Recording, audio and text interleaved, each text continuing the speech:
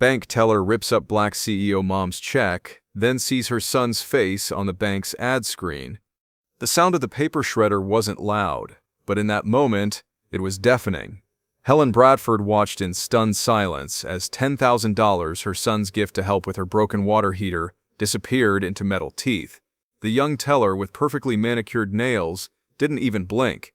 "If it's real, he can send another one," she said with a shrug that made Helen's blood run cold. Helen had walked into First National Bank that Tuesday morning, the same way she'd done for 12 years, with quiet dignity and a smile for everyone. At 62, she carried herself with the kind of grace that came from decades of Sunday school teaching and community work. Her soft lavender dress, the one she usually saved for church, felt appropriate for such an important errand. The check from her son Anthony wasn't charity, it was love, wrapped in a bank draft, sent the moment he'd heard about her water heater breaking down. But now, as she stared at the shredder that had just devoured her son's generosity, Helen felt something she hadn't experienced in years: public humiliation. The teller, whose name tag read Brittany, had taken one look at the check, raised an eyebrow at the amount, and made a decision that would change everything. "Ma'am, I'm going to need you to step aside," Brittany said, already looking past Helen to the next customer. "We don't process suspicious checks, especially not for amounts like this." Helen's hands trembled as she gripped her purse. "Suspicious? This is from my son. I can give you his number to verify." "Next," Brittany called out, dismissing Helen with a wave. The man behind Helen in line, a middle-aged white man in a baseball cap, shook his head slowly. A young mother with a stroller looked away, embarrassed for her. Helen felt the weight of their stares, the assumption in their eyes. She'd been reduced to a stereotype in less than 5 minutes. But Helen Bradford hadn't raised a multi-millionaire son by backing down from fights. She straightened her spine and walked to the customer service area, where a large digital display screen dominated the wall above the waiting chairs. Helen settled into one of the vinyl chairs, her heart still racing from the encounter. The waiting area felt arctic, with that artificial cold that seemed to seep through clothing and settle in your bones. She stared at her empty hands, trying to process what had just happened. The check had been more than money. It was Anthony's way of saying thank you for 20 years of single motherhood, for working double shifts at the hospital so he could attend coding camps, for believing in him when college counselors suggested he be realistic about his career goals. It was his way of making sure she never had to choose between heat and groceries again. Now it was confetti in a wastebasket. "Excuse me," Helen said to the security guard who was walking past. "I need to speak with a manager." The guard, a heavy-set man with kind eyes, paused. "What seems to be the problem, ma'am?" "That teller just destroyed my son's check, without even attempting to verify it. Nearly $10,000. The guard's expression shifted. That's not normal procedure. Let me get someone for you." As he walked away, Helen noticed other customers glancing her way. She caught fragments of whispered conversations. Probably fake. These people always trying something. Why would her son have that kind of money? Each whisper felt like a slap. Helen had spent her entire life proving she belonged in spaces that questioned her presence. She'd been the only black nurse on her floor for 15 years, the only black parent at most of Anthony's school events, the only black member of her homeowners association.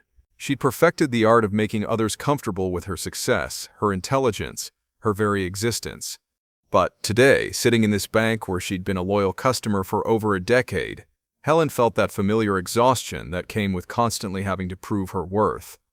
The security guard returned with a woman in her 30s wearing a navy suit and a strained smile.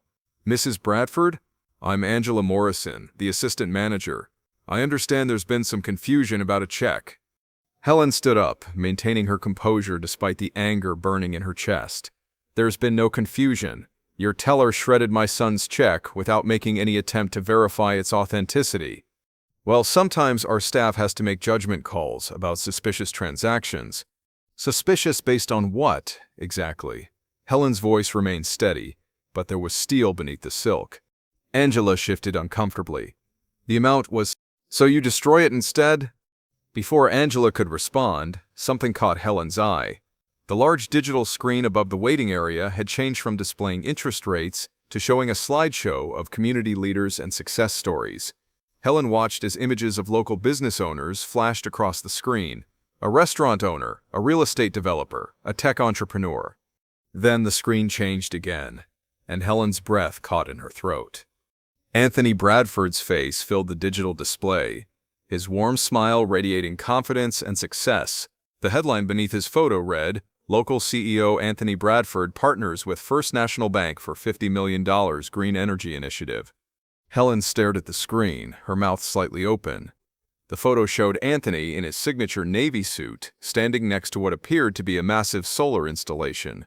The caption continued, "Bradford Solutions CEO brings renewable energy jobs to St. Louis region through innovative partnership with First National Bank." "Oh my God," Angela whispered beside her, following Helen's gaze. The slideshow continued with more details.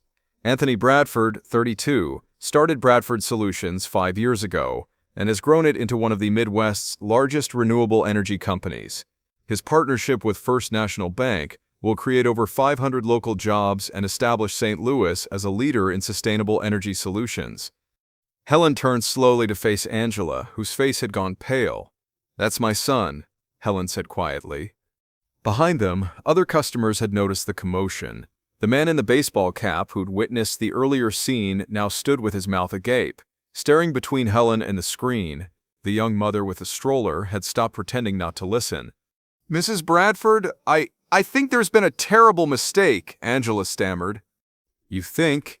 Helen's voice carried a weight that made Angela step back. On the screen, the slideshow had moved to show Anthony at a ribbon-cutting ceremony, shaking hands with the mayor. Another slide showed him at a community center, surrounded by local children, as he explained solar panels. The final image showed him receiving an award, St. Louis Chamber of Commerce, Young Entrepreneur of the Year. "I need to speak with your manager," Helen said, her eyes never leaving the screen. "Your actual manager." Angela nodded frantically. "Of course, right away. Mr. Hartwell is in his office, and I know he'll want—" "Ma'am?" Helen turned to see Brittany approaching, her earlier confidence completely evaporated. The young teller's face was flushed, her hands fidgeting with a piece of paper. I just realized I may have made an error," Brittany said, her voice barely above a whisper, "about your check." Helen looked at her steadily. "An error? I thought maybe we could, if you have another copy of the check, or if your son could send—" "You shredded it," Helen said simply. "You made a choice to destroy my son's check, without any verification whatsoever. Now you want to fix your error?" Brittany's eyes darted between Helen and the screen, which was now showing Anthony at a groundbreaking ceremony. "I'm sorry. You're sorry you got caught," Helen corrected. "There's a difference." The lobby had gone quiet. Other customers were openly staring now, some pointing at the screen, others whispering to each other. Helen could feel the shift in the room's energy. The same people who'd looked at her with suspicion 20 minutes ago were now looking at Brittany with disgust. "Mrs. Bradford," Angela said urgently, "please, let me get Mr. Hartwell. I'm sure we can resolve this immediately." Helen looked around the lobby, at the faces of the customers who'd witnessed her humiliation, at the security guard who tried to help, at the digital screen that had just revealed the truth about her son's success. "Yes," she said finally, "I think it's time I met Mr. Hartwell." James Hartwell's office was all polished wood and nervous energy. The bank manager, a thin man in his 50s with graying temples, stood behind his desk, wringing his hands as Helen entered. He'd clearly been briefed on the situation. His face was the color of old paper, and he kept glancing at his computer screen, which showed Anthony Bradford's corporate profile. "Mrs. Bradford, please sit down," he said, gesturing to the leather chairs across from his desk. "I cannot begin to express how sorry I am about this situation." Helen remained standing. "Are you sorry about the situation, Mr. Hartwell, or are you sorry that your teller humiliated the mother of one of your biggest business partners?" Hartwell's Adam's apple bobbed. "Both. Absolutely both. What happened today was completely unacceptable and goes against everything First National Bank stands for." "Does it?" Helen asked. "Because from where I'm sitting, it seems exactly like what First National Bank stands for. Your employee made a snap judgment based on assumptions, destroyed my property, and dismissed me like I was some kind of criminal. That happened in your bank, under your management. Mrs. Bradford, I assure you that Brittany's actions don't represent." "Don't they?" Helen interrupted. How many other customers have been treated this way? How many other checks have been shredded because they didn't fit someone's preconceived notions? Hartwell opened his mouth, then closed it. Helen could see him calculating, not just the cost of this particular incident, but the broader implications. Anthony Bradford wasn't just any customer. He was the face of First National's biggest community investment, their gateway to the lucrative renewable energy sector. What can we do to make this right? He asked finally. Helen studied him for a long moment. Through the glass wall of his office, she could see the lobby, where customers and employees alike were still stealing glances at the digital screen. Brittany stood behind the counter looking like she wanted to disappear into the floor.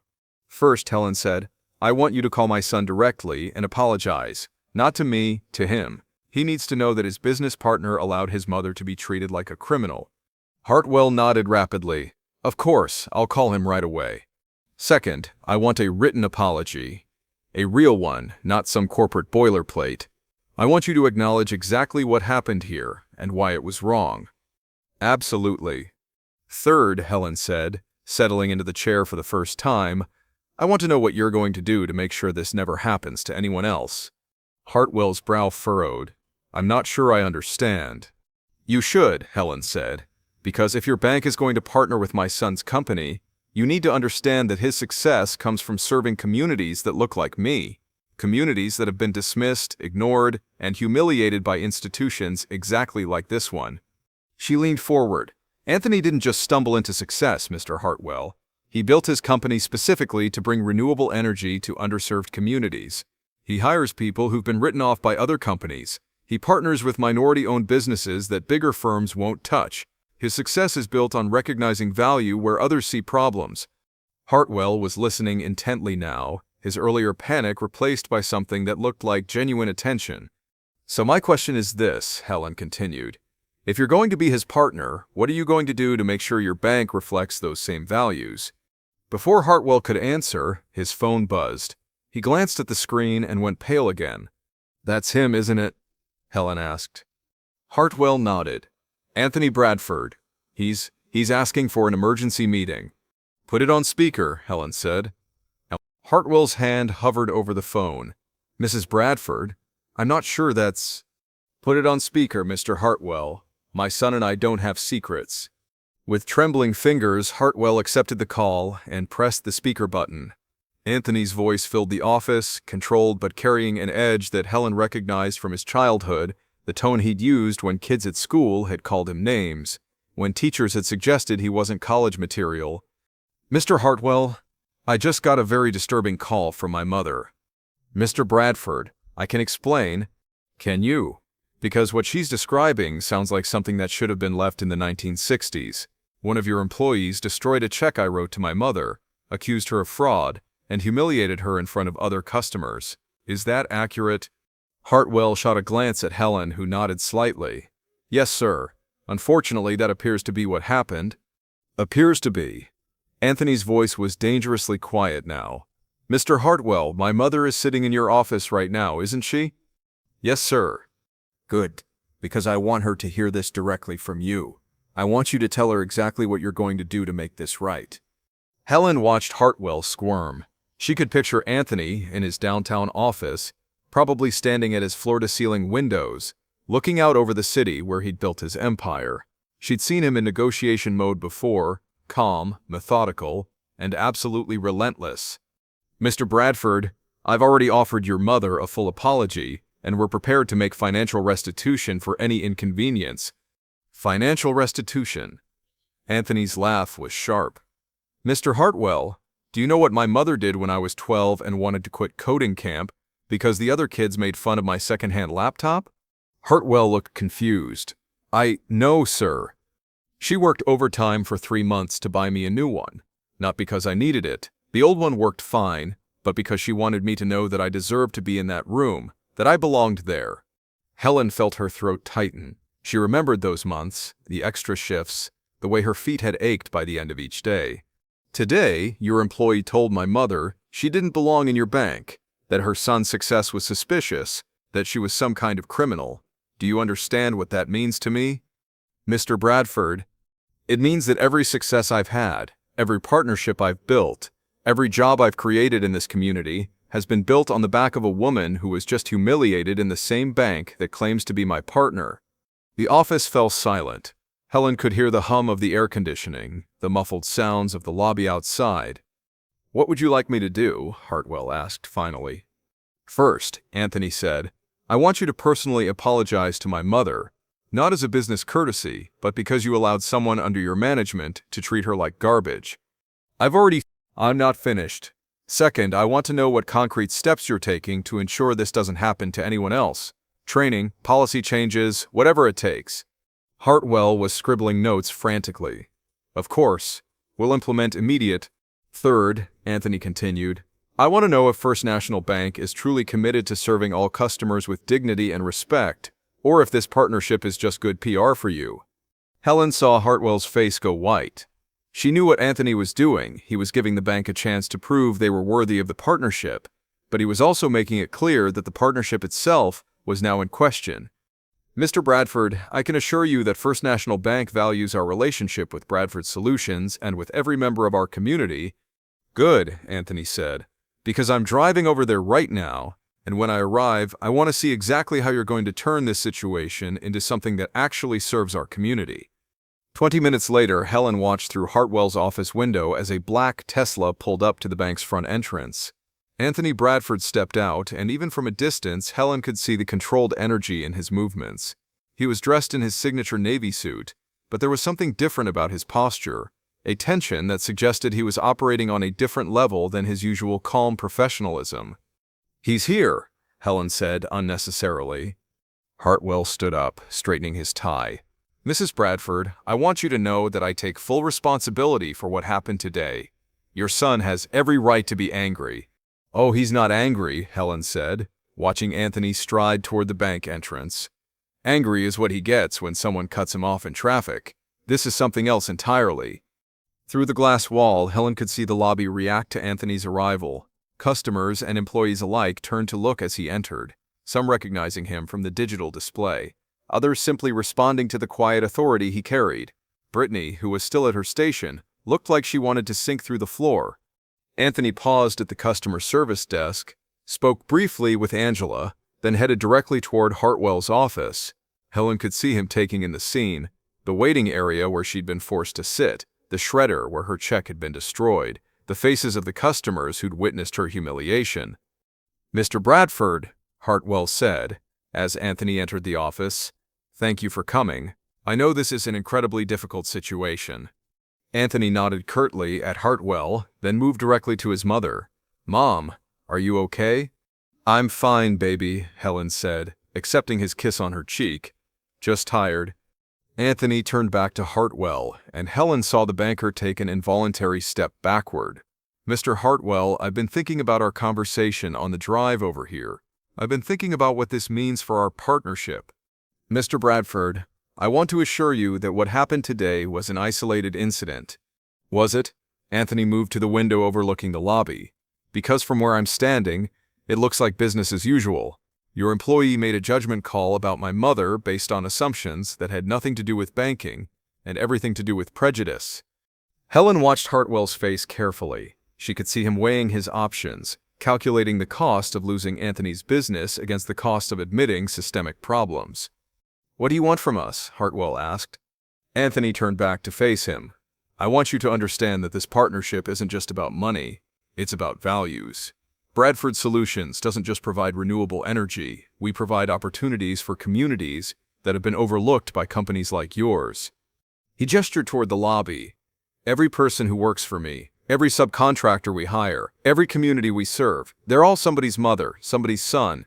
And if your bank is going to be our partner, you need to understand that you're not just serving customers, you're serving human beings who deserve dignity and respect."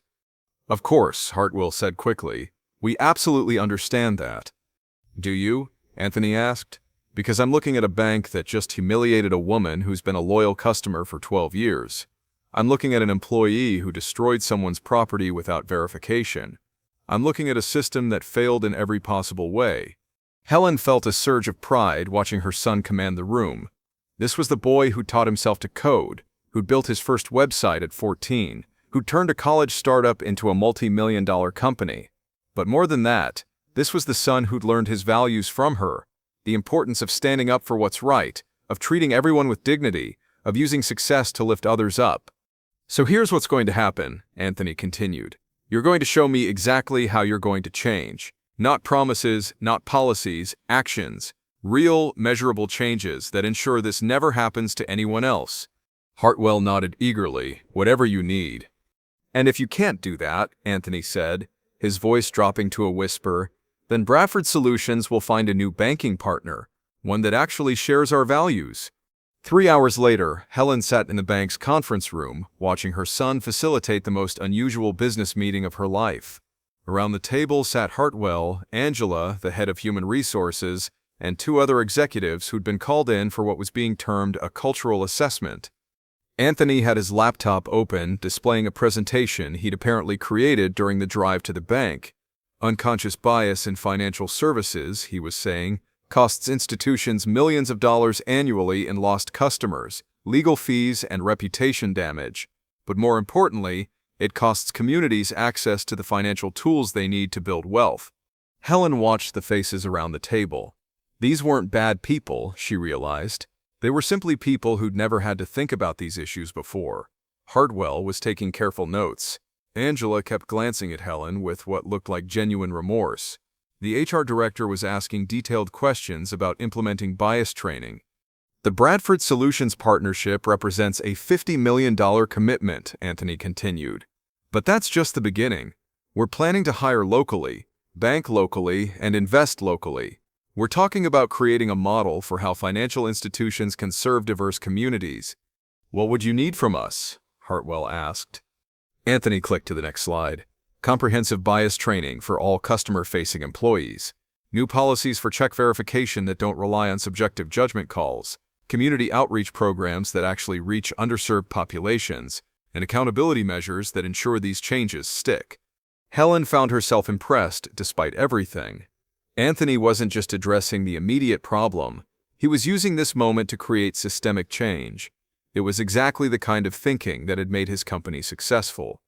"There's something else," Anthony said, looking directly at Helen. "I want my mother to be part of this process." "I'm sorry?" Hartwell looked confused. "My mother spent 30 years in healthcare, working with diverse populations, building trust in communities that had been overlooked by the medical establishment. She understands exactly what you're facing here. She should be consulting on your cultural change initiative." Helen felt her eyebrows rise.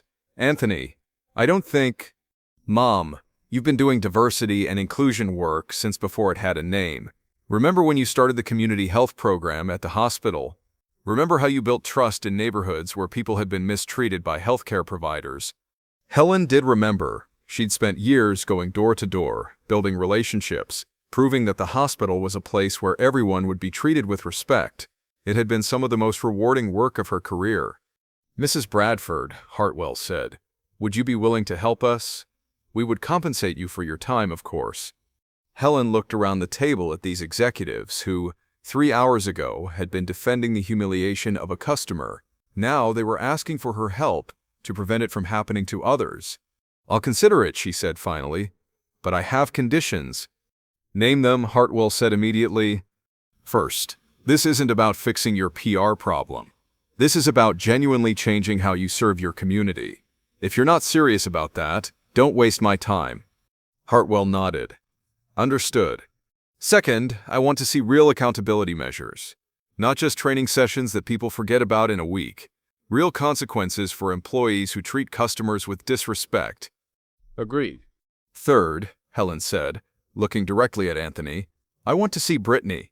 The room fell silent. Anthony's eyebrows rose slightly. "Mrs. Bradford," Angela said carefully, "I'm not sure that's wise. She's quite shaken up by all this." "I'm sure she is," Helen said. "But if we're going to create real change, we need to understand how good people end up making bad decisions. I want to talk to her." Brittany looked like she'd been crying. Her perfect makeup was smudged, her confident demeanor from that morning completely gone. She sat across from Helen in the same conference room where they just planned the bank's cultural transformation, her hands folded tightly in her lap. "Mrs. Bradford, "I'm so sorry," she said before Helen could speak. "I know sorry doesn't fix anything, but I need you to know that I'm not usually like this." Helen studied the young woman's face. "What are you usually like?" Brittany struggled for words. "I try to be helpful. I try to do good work. I've been here for 2 years, and I've never had a complaint." "But today you did," Helen said gently. "Today you made a choice to destroy my check without any verification. Can you help me understand why?" Brittany's eyes filled with tears. "I don't know. I do know, but it sounds awful when I say it out loud." "Say it anyway." "The amount was so high and—" Brittany stopped, shaking her head. "This is going to sound terrible." "I'm listening." "You seemed so normal. Like you were wearing a church dress, and you seemed like somebody's grandmother, and I couldn't understand why somebody's grandmother would have a check for $10,000 unless something was wrong with it." Helen felt a familiar ache in her chest. "So you assumed it was fake?" "I assumed it was fake because I couldn't imagine any other explanation." "And that's—" Brittany's voice broke. "That's really messed up, isn't it?" Helen was quiet for a long moment. "Can I tell you something about my son?" Brittany nodded. "When Anthony was in high school, he applied for a coding scholarship, full ride to any college he wanted. He'd been programming since he was 10, had already built 3 websites for local businesses, was clearly gifted. But when he went to the interview, the first thing they asked him was whether he was sure he was in the right place. What did he do? He showed them his portfolio. He answered every technical question they threw at him. He proved he belonged there, and he got the scholarship." Helen leaned forward. "But here's what I want you to understand. He shouldn't have had to prove he belonged there. His application should have been enough, just like my check should have been enough today." Brittany wiped her eyes. "I understand." "Do you?" "Because understanding isn't the same as knowing. I can tell you the facts, but until you've experienced what it feels like to have your worth questioned because of who you are, you don't really understand." How do I make sure this doesn't happen again?" Helen smiled for the first time that day. "You ask yourself different questions. Instead of what's wrong with this picture, you ask, what don't I know about this situation?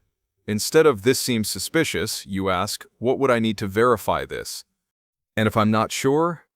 Then you assume good faith and follow proper procedures. You don't assume the worst about people." Brittany nodded slowly. "Mrs. Bradford, can I ask you something?" "Go ahead." "Are you really going to help the bank change?" Helen thought about the question. This morning, she'd walked into this bank as a customer seeking to deposit her son's gift. Now she was being asked to help transform an institution that had humiliated her. "I am," she said finally. "Because change doesn't happen when good people stay silent. It happens when good people decide to do better." She stood up, gathering her purse. "And Brittany, you seem like a good person who made a bad decision. Don't let this define you. Let it teach you." As Helen walked out of the conference room, she could see Anthony waiting for her in the lobby. The digital screen above the waiting area was still showing his photo, but now it seemed different somehow. Not just a celebration of his success, but a reminder of what was possible when institutions chose to see potential instead of problems. "Ready to go home, Mom?" Anthony asked, wrapping his arm around her shoulders. "Almost," Helen said. She walked over to the customer service desk where Angela was standing. "I need to open a new account." "I'm sorry?" "A business account, for my consulting work. I have a feeling I'm going to be busier than I expected." Anthony grinned. "Mom, you're amazing." "No," Helen said, looking around the lobby where she'd been humiliated just hours earlier. "I'm just getting started." As they walked toward the exit, Helen could hear Hartwell on the phone with what sounded like the bank's board of directors. "Comprehensive Cultural Change Initiative, Bradford Solutions Partnership, Mrs. Helen Bradford as lead consultant." Outside, the afternoon sun felt warm on her face. Anthony opened the passenger door of his Tesla for her, the same courtesy he'd shown her since he'd gotten his first driver's license. "So," he said as they drove away from the bank, "how does it feel to go from customer to consultant in one afternoon?" Helen laughed, the sound carrying 20 years of pride in her son's success and 30 years of her own quiet strength. "It feels like justice," she said. "Finally." 6 months later, First National Bank would be featured in Forbes magazine as a model for financial inclusion. their customer satisfaction scores among minority customers would increase by 300%. Brittany would become one of their most effective employees, mentoring new hires on cultural sensitivity.